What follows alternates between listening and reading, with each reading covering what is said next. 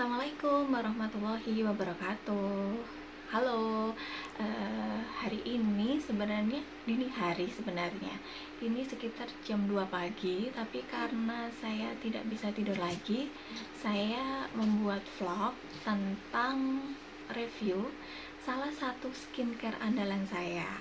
Nah, skincare ini adalah langkah pertama saya dalam melakukan skincare rutin saya setiap hari. Nah, apakah itu? Nah, sebelumnya saya mau memberikan deskripsi dulu tentang kondisi kulit saya. Jadi, saya itu memiliki kulit yang cenderung kering. Nah, kalau kulit kering itu memang tidak rentan untuk ditumbuhi jerawat, tetapi rentan untuk terjadi inflamasi, bahkan bisa terjadi eksim atau infeksi jika salah penggunaan skincare. Kenapa saya bilang seperti ini?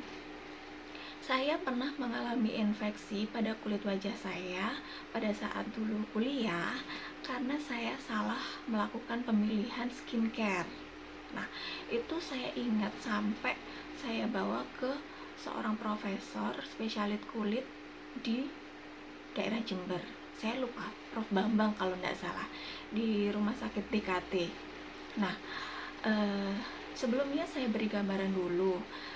Kulit kering itu, kulit kering seperti yang saya sebutkan tadi akan menimbulkan masalah-masalah serius kalau tidak kita tangani dengan baik, juga akan merusak kulit wajah kita. Nah, kulit kering itu sebenarnya membutuhkan suatu bahan yang pada dasarnya dia mencegah TEWL. TEWL itu apa? TEWL adalah trans epidermal water loss. Artinya adalah dia intinya mencegah penguapan air. Nah, mekanisme pencegahan penguapan air ini untuk melembabkan kulit terdapat 4 macam. Nah, makanya kita sering mendengar ada bahan-bahan pelembab yang fungsinya berbeda-beda. Nah, 4 macam pelembab itu digolongkan yang pertama, yaitu pelembab yang bersifat oklusif. Artinya apa? Pelembab ini bersifat melindungi atau memblok penguapan air dari dalam kulit. Nah, artinya apa? Bahan ini memang tidak suka air, jadi dia air tidak bisa keluar dari kulit. Contohnya apa bahannya? Vaselin, kemudian parafin, kemudian minyak mineral, dimetikon, siklometikon, dan lain sebagainya. Nah, pelembab yang kedua mekanismenya adalah emolien. Nah, emolien itu sebenarnya melembutkan kulit. Kenapa melembutkan? Ya karena dia sebenarnya juga gabungan dari bahan oklusif ini dengan air. Walaupun sebenarnya tidak bersifat oklusif lagi, dia tidak bisa memblok penguapan air, tetapi dia dapat melembabkan kulit. Nah, biasanya emolien ini karena tadi dari bahan oklusif dan air itu biasanya contohnya lanolin. Nah, kalau teman-teman pernah membaca ingredient atau kandungan dari kosmetik ada lanolinnya, berarti dia bersifat sebagai emolien, ya. Kemudian yang ketiga adalah bahan pelembab humektan. Humektan itu apa?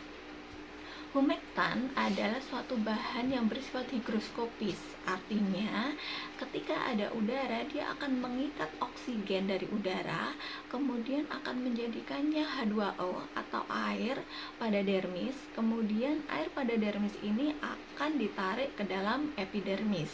Nah, ini adalah mekanisme dari humektan. Contoh dari humektan adalah gliserin atau gliserol, sorbitol, kemudian polipropilen glikol, kemudian ada asam hyaluronat atau turunan hyaluronat yang lainnya. Nah, kemudian yang keempat, mekanisme pelembaban kulit yaitu ada namanya interseluler, lipid interseluler pada stratum corneum. Nah, jadi gini, stratum corneum itu seperti tembok yang mencegah penguapan air dari kulit. Nah, stratum corneum ini perlu dibuat sedemikian rupa agar tetap baik kondisinya, maka dia harus diisi. Nah, ibaratnya stratum corneum itu adalah batu bata. Nah, lipid interseluler itu adalah semen-semen yang membuat batu bata ini tetap berdiri kokoh, sehingga dapat menjadi benteng agar airnya tidak menguap. Nah, contohnya apa? Contohnya lipid interseluler itu contohnya adalah seramid. Nah, kita pernah dengarkan ya, ada bahan pelembab yang namanya seramid. Nah, kemudian selain seramid ada namanya asam linoleat dan asam stearat. Nah, itu juga termasuk di interseluler, lipid interseluler. Nah, itu sekilas tentang mekanisme bagaimana pelembab itu bisa menjaga kelembapan kulit kita. Nah, sekarang saya mau mereview apa? Saya mau mereview makeup remover terbaik yang pernah saya temukan. Ya, ini adalah Savi Makeup Remover. Nah, Savi ini adalah pilihan terakhir saya setelah saya mencoba beberapa makeup remover micellar water, baik drugstore yang terjangkau maupun drugstore tertentu seperti Watson, kemudian Guardian, dan lain sebagainya. Ini adalah makeup remover terbaik yang pernah saya dapat. Nah, kenapa? Kandungannya lengkap sekali. Jadi teman-teman, ketika teman-teman, saya ingatkan ya, ketika teman-teman membeli suatu produk, baik itu kosmetik atau obat, jangan lupa ya, ingat klik K. Kita cek dulu kemasannya masih bagus atau enggak, kemasan terluarnya maupun kemasan sekundernya. Yang kedua, izin edarnya, ini pasti dong sudah ada BPOM-nya. Nah, kemudian tadi kan K, labelnya, klik L, label. Nah, labelnya dilihat semuanya, dari kandungannya dan lain sebagainya, produsennya siapa, alamatnya di mana, harus lengkap kan. Kemudian izinnya tadi udah ya. Kemudian K, tanggal kadaluarsanya, ini ada tanggal kadaluarsanya ya, seperti itu. Nah, kita akan bahas satu persatu kandungan dari si Savi Makeup Remover ini. Nah, saya tidak akan baca bahan-bahan tambahannya ya, saya akan membaca bahan aktifnya. Nah, bahan aktifnya yang pertama, ini ada namanya gliserin. Gliserin tadi apa? Gliserin adalah sebuah humektan.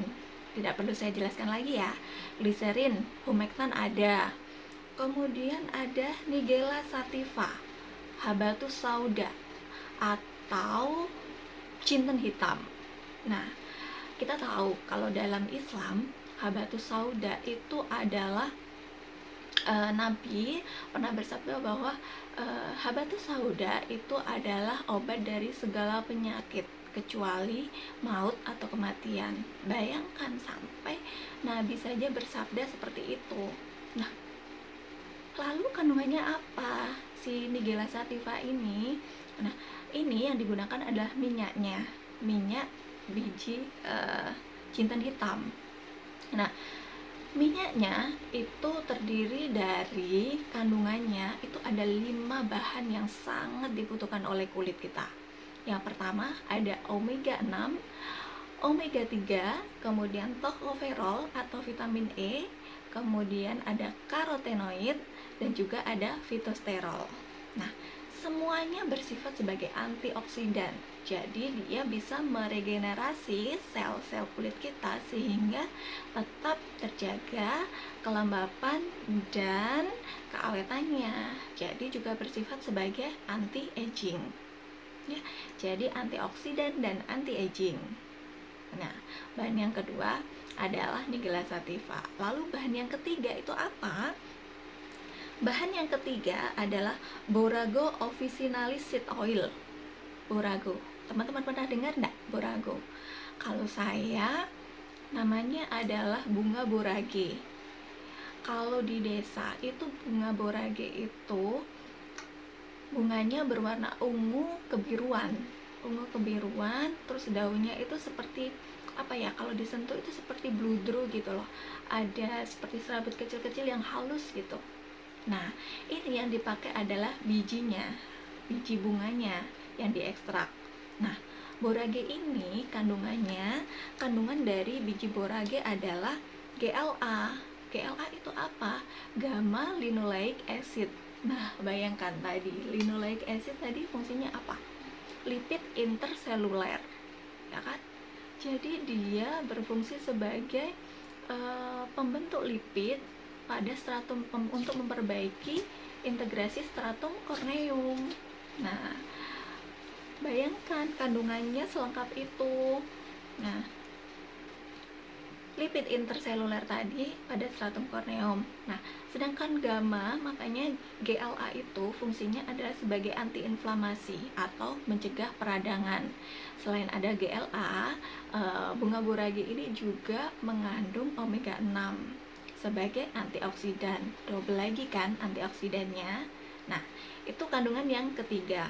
Lalu kandungan yang keempat, bahan aktifnya adalah asam hyaluronat. Asam hyaluronat tadi adalah humektan, ya kan, mengikat air sehingga dia bisa memasukkan dari dermis ke epidermis. Kemudian ada Simonsia sinensis seed oil. Teman-teman pernah dengar enggak Simonsia sinensis? Itu adalah jojoba oil. Nah, sudah pernah dengar kan kalau jojoba oil? Jojoba oil itu sangat banyak digunakan. Selain kulit juga bisa untuk yang lain seperti rambut dan lain sebagainya. Nah, kandungan jojoba oil itu apa? Kandungan jojoba oil itu sebagian besar adalah vitamin E, vitamin B kompleks, dan yodium, serta mineral yang lain. Nah, kalau ada yodiumnya berarti minyak jojoba ini berfungsi sebagai anti iritan, anti infeksi. Nah, makanya saya tuh kalau pakai ini itu rasanya kalau habis ada luka, bukan luka lama sih, ada luka di wajah, itu rasanya langsung soothing gitu loh, langsung halus. Kalau habis pakai ini tuh langsung enak gitu. Beneran, saya nggak bohong deh. Ini bener-bener enak kalau saya habis pakai ini. Nah, tadi kan jojoba oil kandungannya selengkap itu juga ya, sebagai anti iritan juga, sebagai anti inflamasi juga kan.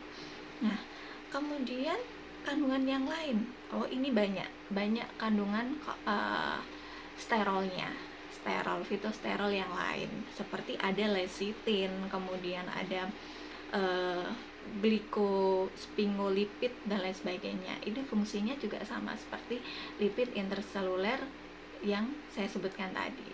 Nah, lengkap banget kan fungsi pelembabnya. Makanya saya heran, kenapa kalau saya habis pakai ini terus tidak pakai pelembab lagi. Biasanya kalau malam saya habis bepergian dari mana gitu ya, terus saya malas cuci muka, saya malas, pokoknya sudah PW aja, tinggal pakai ini saja, saya tuangkan di kapas, terus saya tidur sampai besok kulitnya tetap lembab dan cerah. Teman-teman kalau nggak percaya, kalau yang punya kulit kering seperti saya, monggo dicoba, bisa dicoba ya. Nah, ini adalah review saya hari ini tentang skincare saya. Tahapan pertama skincare saya yang wajib saya punya. Saya tuh punya stok 2 yang besar-besar seperti ini dan harganya terjangkau sekali. Volume 200 ml ini harganya cuman sekitar 100 ribuan. Nah, teman-teman, worth it banget kan untuk dibeli. Nah, saya rekomendasikan ini karena memang saya selalu pakai. Nah, itu saja review dari saya. Semoga ilmunya bermanfaat ya, dan semoga teman-teman yang masih mencari makeup remover yang cocok untuk kulit kering bisa mencari ini dan semoga cocok. Nah, terima kasih, thank you for watching. Dadah, assalamualaikum warahmatullahi wabarakatuh.